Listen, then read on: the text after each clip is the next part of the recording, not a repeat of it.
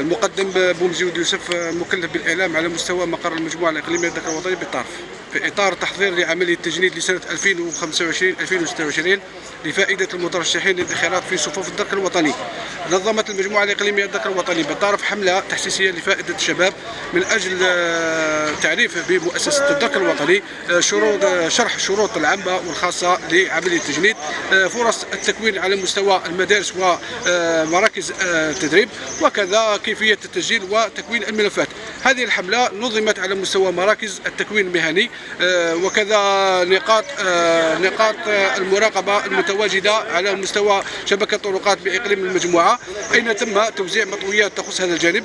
كما ندعو الشباب الراغبين في الانخراط في صفوف الذكر الوطني من أجل التقرب إلى الفرق الإقليمية للذكر الوطني، وكذا الاتصال بالرقم المجاني 1055 من أجل الاستفسار أو طلب المعلومات.